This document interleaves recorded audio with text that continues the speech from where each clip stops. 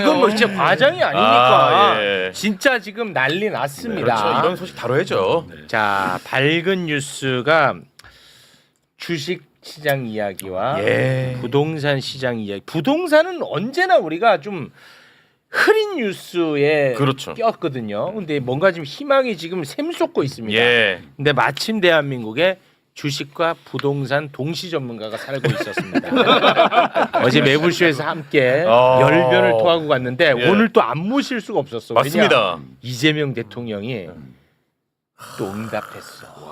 와, 나 이 우리랑 지금 워키토키 하고 있는 거 같아. 워키토키. 아니, 커뮤니케이션이 좀 되는 것 같아. 내 느낌은 그렇다는 예. 거야. 그거는 없지. 이광수 대표님 다시 한번 모셨습니다. 박수. 예, 안녕하세요. 지금 난리 났어 이광수 대표님. 지금 자면 안 돼 당분간은. 예, 잘 시간 없습니다. 자, 일단 코스피 5천, 와. 코스닥 1000. 아. 와, 이거를 오늘 찍어버리네. 제가 추가로 하나 말씀드려도 될까요? 지금 5,046이잖아요. 근데 지금 우리 방송 중에 코스피가 더 올라가지고 오늘 고점이 5,080 몇 가지 갔어요 지금. 와, 그러니까 최고치를 또 찍어요. 5,081까지 찍었습니다. 고점이.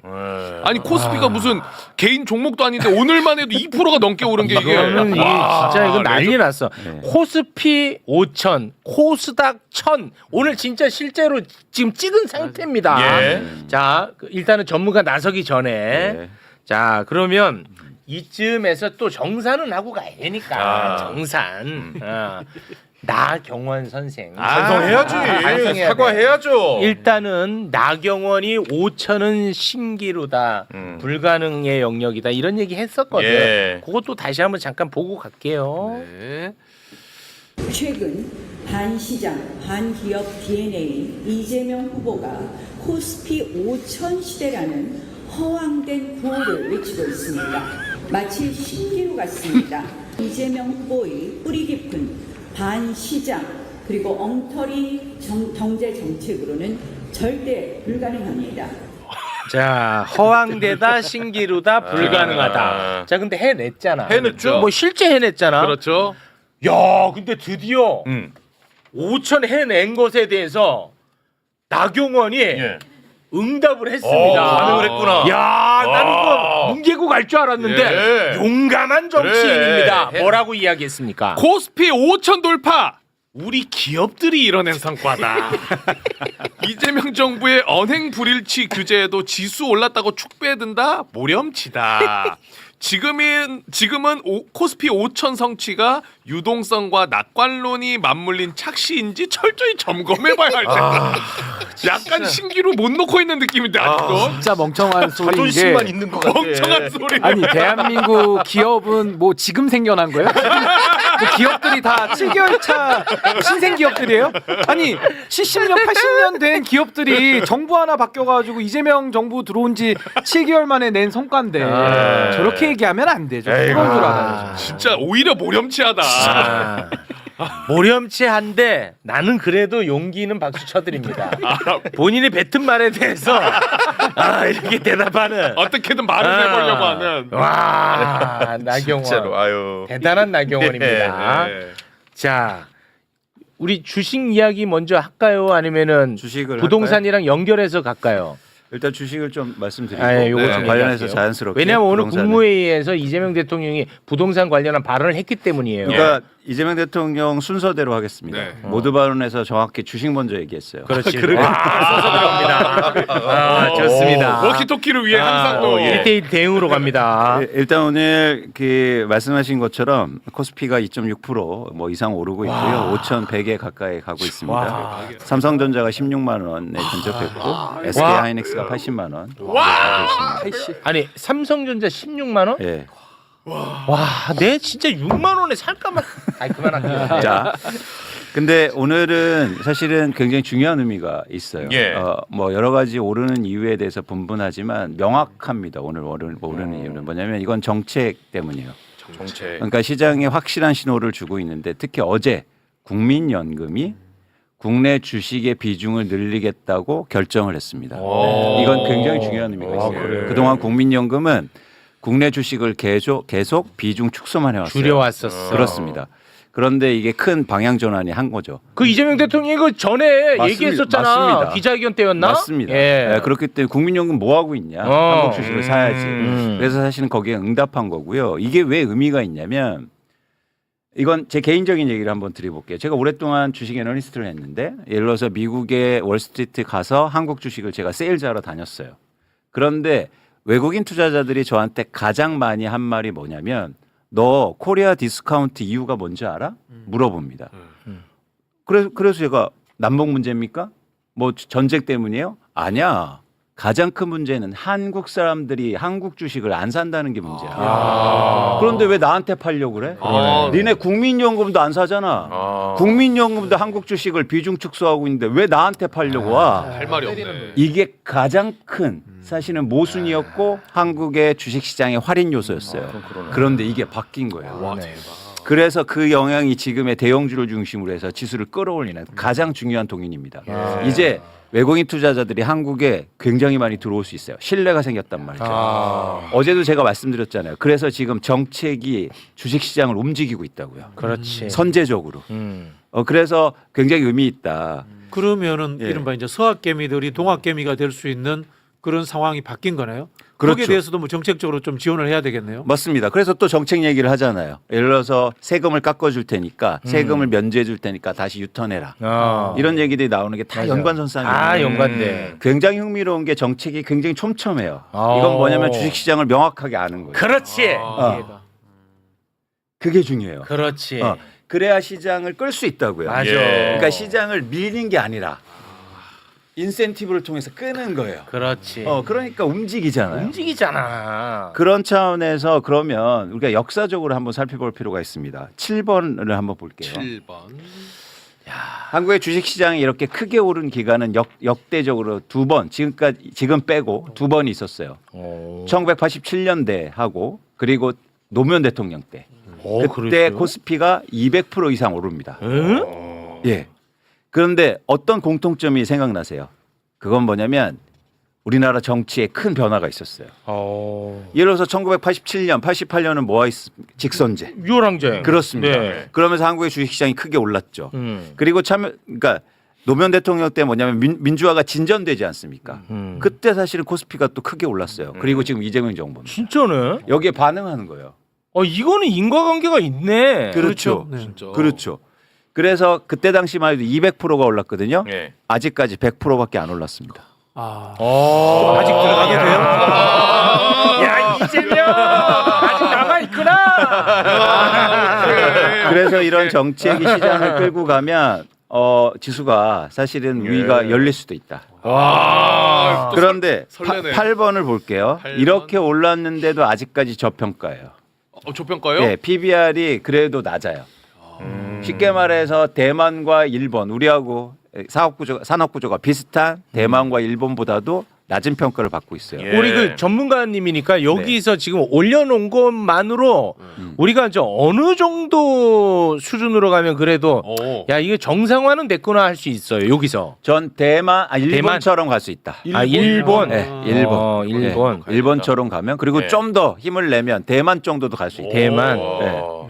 근데 흥미로운 게 뭐냐면 그동안 외국인들이 예를 들어서 대만의 TSMC만 엄청 샀어요. 네. 근데 아까 말씀드렸잖아요.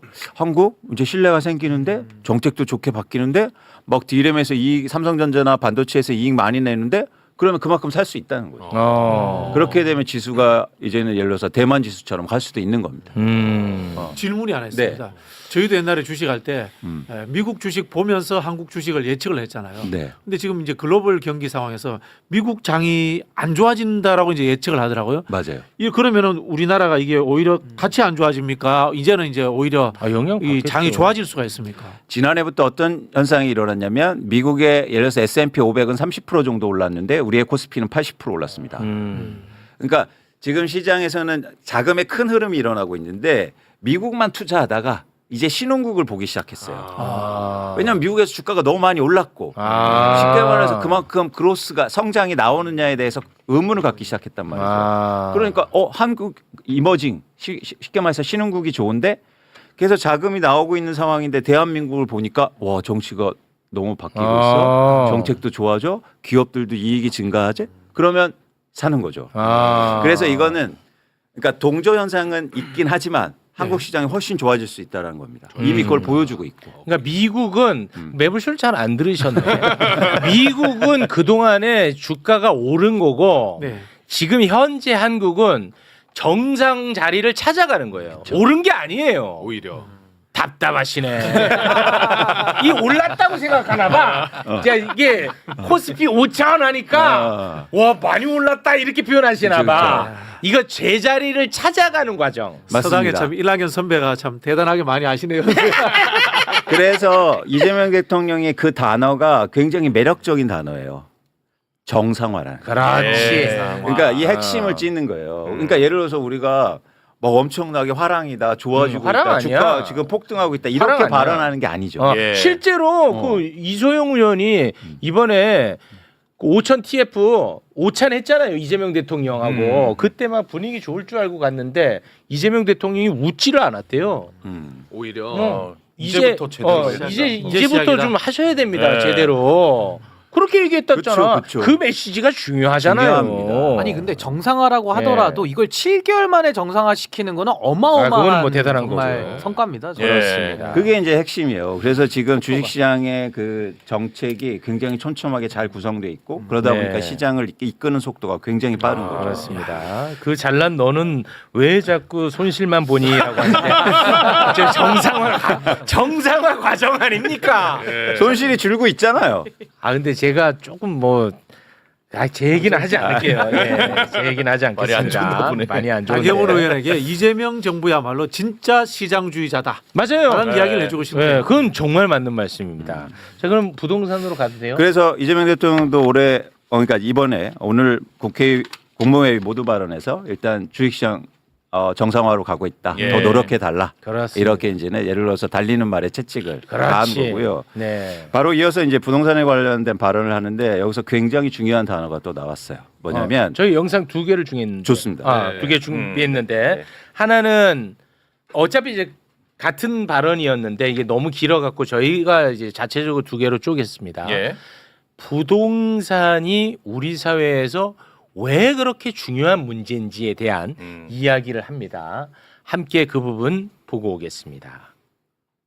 요즘 부동산 문제가 논란이 되고 있습니다. 경제 구조의 대전환을 통한 모두의 성장을 제대로 실현하기 위해서는 부동산에 비정상적으로 집중된 우리 사회의 자원 배분 왜곡을 반드시 바로잡아야 합니다.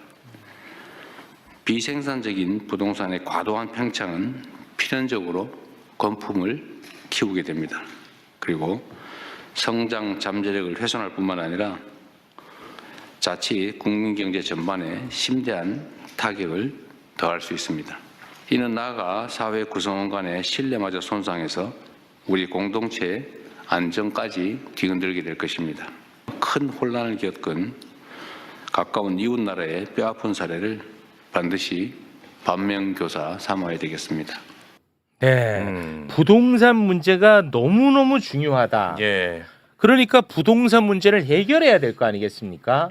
그런데 그 해결하는 의지, 우리가 의지에 대한 이야기 얼마나 많이 했어요. 그렇습니다. 시장이 그렇죠. 어차피 다시 돌아간다. 그렇죠. 그 생각을 갖게 하면 정책이 안 먹힌다. 이 얘기가 했죠. 맞습니다. 이재명 대통령 강력한 의지를 표명했습니다. 너네들 내 의지 의심했지 하면서 보란 듯이 이거는 진짜 보란 듯이 솔직히 말하면 이광수한테 보란 듯이 의심 많이 했잖아요. 영상 너 인마 나 의심했지 이광수 너 나 욕하고 다녔지 이광수 진짜 행간의 의미를 제가 설명하는 겁니다. 예. 본인 생각이 같은데. 함께 보겠습니다. 당장 눈앞에 고통과 저항이 두려워서 불공정과 비정상을 절대로 방치해서는 안 됩니다. 부당한 이익을 추구하는 잘못된 기대를 반드시 제어해야 합니다. 정부 정책도 또 바꾸겠지. 우리가 압력을 넣으면 바뀌겠지. 이런 기대들을 하는 경향이 일부에서 존재합니다. 한번 정책을 결정을 하면 결정 과정은 치열하게 논쟁하더라도 정해지면 그대로 집행을 해야 예측 가능한 합리적인 사회가 되겠죠. 그 사회가 어느 한 방향으로 간다고 했으면 그냥 가야지. 정말로 문제가 있으면 바꿔야 되겠지만 그게 아니면 예정된 대로 해야죠. 힘 세면 바꿔주고 힘 없으면 그냥 하고 절대로 그렇게 해서는 안 된다는 말씀을 드립니다. 강력한 의지 표명. 맞습니다. 그러니까 제가 말씀드렸듯이 자산시장에서 가장 중요한 정책의 방향성은 신뢰다. 네, 그리고 안정성을 참여자들한테 주는 거죠. 그렇습니다. 그래서 메시지가 계속 나갔지만 사실 그 안정성에 대해서 의문을 가졌단 말이죠. 그래서 오늘 이재명 대통령의 발언 중에서 가장 중요한 단어가 이거였습니다. 뭐예요? 정책 안정성을 확보하겠다. 그러면 뭐냐면 신뢰를 주는 거죠. 그러면 이제 정책이 먹힐 수 있단 말이에요. 마치 주식시장처럼요. 그래서 부동산 시장도 주식처럼 예를 들어서 정책의 방향성이 잡히면 이제 참여자들이 그 길로 따라갈 수 있다는 겁니다. 그래서 저는 오늘의 이 모두 발언에서 굉장히 중요한 의미를 사실 내포했다. 그래서 그 안정성 차원에서 신뢰를 주면 이제는 쉽게 말해서 대통령 말이 먹히는 거예요. 부동산 시장에도 먹힐 수 있다는 거예요. 네. 예. 그래서 의미가 있는 사실은 모두 발언이었다고 생각합니다. 네. 그러면은 이제 좀 부동산이 안정화로 실제 시장에서 반응할까요? 이제 중요한 게 의지와 그리고 방향성과 정책의 안정성까지 큰 방향을 저었으니까 네. 이제 입법이라든지 정책이 나와줘야죠. 따라 붙어야 됩니다. 따라 붙어야 돼. 안 그러면 또 말로만으로 끝나잖아요. 말로만 또 끝나. 그러면 이걸 어떻게 할 건가? 그래서 저희가 계속 그 정책의 방향성에 대해서 얘기하는 거고 거기에 대표적인 게 고가주택에 대한 보유세 인상과 그리고 양도세도 사실 중과 유예를 안 하겠다는 것도 그 방향성이죠.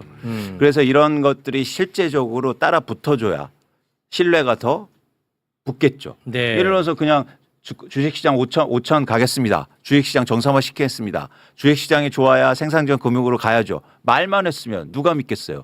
그런데 이렇게 빠른 기간 동안 민주당이 뭘 했습니까? 상법 1차, 개정했죠. 2차 개정. 그리고 좀 늦춰질 것 같으니까 이재명 대통령이 3차 개정 왜 안 하는 거야? 하는 거죠. 네. 1년도 안 됐는데 법 개정을 3번을 한다? 흔치 않습니다. 그렇습니다. 전 세계 어느 나라도 없어요. 네. 그러니까 방향성을 제시했고 민주당이 붙었잖아요. 네. 전 이게 부동산에서 나와줘야 된다. 자, 이재명 대통령이 했으니까 이제는 입법 과정이 있어야 됩니다. 근데 이걸 가령 좀 입법이라 하면 예를 들면 어떤 게 있을 수 있죠? 예를 들어서 말씀하신 부동산 것처럼 이제 두 관련? 가지인데 대통령이 제시한 건 두 가지예요. 첫 번째는 뭐냐면 실거주자 중심으로 정책을 변화시키겠다. 그러니까 뭐냐면 1가구 1주택이라고 해도 투자로 갖고 있으면 사실은 그렇죠. 그거를 투기나 투자로 생각해야 된다. 그래서 큰 정책의 방향은 한국의 주택 시장 전체를 실거주를 우대하고 그렇죠. 나머지는 사실은 예를 들어서 뭐 과세라든가 이런 쪽으로 가는 거죠. 네. 두 번째는 뭐냐면 공정한 방향이죠. 네. 왜 집값은 어제도 보여드렸지만 왜 집값은 수십억이 올랐는데 보유세는 왜 줄어들었냐고. 오히려 줄어. 그건 이상해. 그 공정성을 불공정이야. 확보해야 돼요. 그래서 민주당은 윤석열이 그렇게 해놓은 그걸 되돌릴 필요가 있습니다. 네. 예, 그냥 그것만 해도 돼요. 윤석열이 망친 거예요. 정상 이것도 역시 정상화만. 정상화요. 부동시장 정상화. 그래서 그 두 가지만 일단 해달라. 네. 민주당이. 예. 그런데 여기에 대한 발언이 예를 들어서 저는 조금 근데 그런 거예요. 말씀하신 게 그게 다 입법 사항이에요? 그렇습니다. 그래야 사실은 세금 관련된 다 일들이니까. 그 입법 사항이에요. 근데 보세요. 주식은 얘기하면 바로 민주당 의원들이 달라붙어서 빨리 하겠습니다. 하겠습니다. 열심히 할게요. 맞아요. 저 ETF 샀어요. 맞아. 이렇게 하는데 왜 부동산은 안 하고 있습니까? 그거 왜 그런지 알아요? 왜요? 선거. 그러니까요. 그 인과관계도 없다고 우리가 몇 번 얘기했습니까? 계속 강조하잖아요. 왜 부동산 시장을 이렇게 대통령이 지시하고 했는데 왜 안 하고 있냐고요. 민주당 한마디도 안 해. 선거하고 인과관계 없다고 우리가 그렇게 얘기했습니다, 교수님. 부동산 보유세 올린다고 선거에 악영향 끼친다? 근거 있습니까? 그거는요. 근거 없습니다. 아까 저기 박주민 의원 계실 때 이야기하지 왜 저한테 이야기를 그렇게 심하게 하십니까? 아니 근데 전 오늘 그 대통령님께서 국회에서 20%밖에 입법이 안 됐다는 좀 답답함을 오늘 좀 토로를 하셨어요. 네. 그러니까 국회 입법 속도가 좀 너무 느리다는 거예요. 그래서 아까 국세청장한테도 법 통과 기다리지 말고 할 수 있는 거 다 해라. 뭐 이런 식으로 오늘 또 목소리를 좀 높이실 정도로 답답함을 섭섭함을 많이 토로하셨거든요. 예. 그럼 저는 의원들이 왜 안 움직이냐? 음. 선거가 앞두고 있다. 첫 번째. 그 두 번째는 아니, 국회의원들이 부동산 많이 갖고 있으니까 불리한 정책 안 쓰는 거 아니야? 이런 의심도 가능해요. 의심. 그리고 세 번째는 확신이 부족한 것 같아요. 늘 시장이 정부 다 이긴다 이러니까 맞아. 건들지조차도 못해요. 그렇지. 근데 저는 아까 우리 이광수 소장님 말씀하신 대로 실거주자 중심과 공정성 회복 이건 정상화인데 이것만 해도 효과가 있지만 전 대통령께서 이미 지방주도 성장을 신년 기자회견에서 밝히셨잖아요. 그렇습니다. 이제는 주식시장도 코스피가 주목받는 이유가 신흥국으로서 이제 들어와서 사람들이 관심을 갖는 건데 네. 이제 수도권에는 할 만큼 다 했어요. 이제는 지방이라고 하는 이 기회의 땅으로 다 내려가야 되는 이 지방주도 성장이 저는 굉장히 지금 이 부동산 정책의 키 정책이고 네. 또 하나는 지금 코스피라고 하는 하나의 자산 형성 시장을 마련해주면서 부동산 규제가 들어가면 당연히 자산의 유인책이 되지 않습니까? 네. 그러니까 코스피가 활성화되는 것도 하나의 성공 요인이고 전 그런 가운데 이 세제라고 하는 정말 대통령께서도 굳이 먼저 쓸 건 아니지만 막판에는 뭐 쓸 수도 있어라는 네, 식의 맞습니다. 이 말씀을 하셨기 때문에 네. 전 이번 이재명 정부만큼은 저는 지금 부동산 정책 전 네. 강력하게 해야 되고 반드시 성공할 아주 좋은 조건이 예. 형성돼 있다. 아유. 그렇게 봅니다. 변호사님 중요한 말씀하셨는데 저는 민주당 의원들이 두려움을 갖고 있다고 생각해요. 맞아요. 두 가지인데 뭐냐면 과거에 해보니까 약간 정치적으로 영향이 있더라. 근데 그 핵심은 뭐냐면 그렇게 했더니 집값이 못 잡았어. 두려움이 있어요. 근데 지금은 상황이 좋습니다. 그렇습니다. 자, 그 이유가 있어요. 네. 2번을 한번 보실래요? 2번 보면 돼. 2번. 이제 자. 2번 보면 돼. 박주민 의원님께 보여드립니다. 자, 이건 미국의 주택시장 현황이에요. 저 파란 그래프는 뭐냐면 파는 사람들입니다. 주택을 파는 사람들이 사는 사람보다 훨씬 많아지고 있어요. 무슨 얘기냐면 쉽게 말해서 미국의 주택시장도 이제 안정화로 가고 있다. 아, 미국도. 자, 다음 장 볼게요. 다음 장은 캐나다 주택 가격입니다. 캐나다 주택 가격은요. 이미 2022년부터 빠지고 있어요. 많이 떨어지고 있네. 자, 세 번째 그래프는요. 중국인데요. 중국의 주택 시장도 마찬가지로 2020년 이전을 기점으로 계속 하락 중입니다. 자, 글로벌하게 이미 주택 시장은 안정화된 상태예요. 대한민국은 이러고 있어요. 아, 그래. 예전에는요. 민주당이 집권했을 때 정책이 나왔는데 대책 같은 게 나왔을 때 세금이 나왔을 때 집값을 못 갚을 때는 전 세계가 집값이 올랐을 맞아. 때요. 네. 한계가 있었다고요. 아. 근데 이제는 글로벌하게 집값이 안정 추세입니다. 아, 외부 요인도 도움되네. 도와주네. 그래서 제가 진짜 중요한 기회라는 거예요. 오. 여기서 좋은 정책만 나오시면 바로 먹힐 바로 거예요. 먹혀. 민주당 와서 특강 한번 하시죠. 안 제가 불러요. 봤을 때는 민주당 안 불러. 이광수는 절대 안 불러. 아니, 이광수는 절대 안 불러. 안 불러요. 이광수 때문에 선거 다 진다고 그래. 알겠습니다. 민주연구원에서라도 제가 한번 제안해 민주당도 제가 보겠습니다. 다녀왔어요. 네네네. 그렇게 해도 안 들어. 이게 민주당이 이광수는 민주당에서 무장공비야. 그 정도까지는 아니고 네. 민주당에서 이제 역대 정부의 나쁜 기억이 존재했잖아요. 예. 사실은 이제 부동산을 틀어막으니까 유동성 자본이 딴 데로 가야 되잖아. 지금처럼 주식으로 가야 되는데 네. 상법 개정이라든 그런 조치들이 없다 보니까 없었지, 맞지. 결국은 풍선 현상처럼 같은 부동산 내에서 돌고 도니까 맞습니다. 부동산 정책이 실패했다는 나쁜 기억이 있고요. 네. 또 하나는 이제 심리적인 부분인데 주식도 사실 성과에 의해서만 보는 게 아니고 심리적인 요인들이 있지 않습니까? 근데 말씀하신 것처럼 이게 수치로서 계량화시켜서 이 부동산과 선거의 표심이 관련이 없다는 것을 증명해야 되는데 정치권이 마케팅 기술이라든가 분석하는 능력이 경영하는 쪽만큼 수준이 안 돼요. 이걸 제대로 분석을 못하니까 거기에 대해서 결론을 못 내리고 있는 거예요. 그래서 말씀하신 신인구 변호사 이야기처럼 아직도 확신과 두려움이 있는 거예요. 네, 맞아요. 잘 모르니까 그냥 두려움이 네. 있는 거거든. 그러니까 제가 민주당 가고 국정기획위원회도 제가 자문위원이었어요.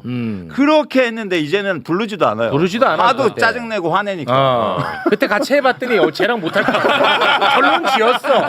이광수 부른 새끼 누구야? 그 사람도 욕 먹었어. 이광수는 이제 안 돼. 예, 지금도 막 댓글에 적당히 하라고. 뭘 적당히 합니까? 아무것도 한 게 없는데. 근데 이런 부분이 있어요. 민주당의 지지층이 과거보다 많이 넓어졌어요. 이제는 이른바 아파트 평수로 30평대 중반, 40평대 초반까지도 민주당을 찍는 상황이 된 거예요. 네. 그러다 보니까 세금 정책을 쓰는 데 있어서 좀 부담을 갖고 있는 것은 사실이다. 그래서 라는 제가 부분이 있습니다. 50억만 하자고 그랬잖아요. 50억 보유세. 0.9%. 0.9% 어차피 찍지도 않는 애들. 네, 거기에 어떤 논란이 있습니까? 없어. 예. 0.9%다. 근데 그게 굉장히 효과적인 보유세 정책이 될 수 있다는 거예요. 근데 그렇게 하면 그게 징벌적인 게 아니야. 굉장히 공정한 거야 그거에. 맞죠. 돈을 엄청 벌었다고요. 그렇다고 해서 제가 뭐 오래 갖고 있는 거주하는 분들을 다 면제해 주잖아. 다 면제야. 이렇게 하면은 맨날 얘기해. 우연히 강남에 집 한 채 물려받아가지고 거기서 노부부 얘기 꼭 한다. 노부부들 다 면제해 준다니까. 이게 부에 대한 인식부터 해서 쉽게 바뀌잖아요. 예를 들자면 이런 거예요. 내 앞에 사람까지 반칙해서 저기 들어갔는데 왜 나 앞에서 끊어막아? 이런 생각도 가지고 있고 또 사람은 현재에서 내가 가질 수 있는 부 이상의 환상을 꿈꿉니다. 나는 0.9%에 들어갈 수 있어라는 그런 환상을 갖고 있기 때문에 네, 단순히 자를 수는 없는 거예요. 네. 정치는 경제 영역과 다른 부분이 분명히 맞는 존재하는 말씀인데 경제는 우리가 이제 토대 결정론이라고 해서 네. 경제적 이익에 의해 가지고 자기가 결정을 하지만 정치는 환상과 꿈이라는 것을 또 가져야 되거든요. 맞습니다. 네, 그래서 진짜 평생 내가 내지도 않는 종부세에 대해서 올리면은 고시원 사는데도 그렇게 화를 내. 진짜 그거는 근데 이게 언론에 또 잘못 길들여진 측면도 있다고 봅니다. 네. 근데 우리가 구조적으로 지금 큰 문제가 있다는 거죠. 이재명 대통령은 이제 일본에 이야기도 했지만 이제 5번을 한번 볼게요. 5번. 이건 뭐냐면 서울의 아파트의 주택 구입 물량 지수라는 겁니다. 중간 소득의 가구가 대출을 최대한 일으키고 내 자산을 일으켜서 살 수 있는 아파트가 100채 중에서 몇 채인가를 나타내는 지표예요. 새로 살 때. 그게 100채 중에서 2.5채밖에 안 돼요.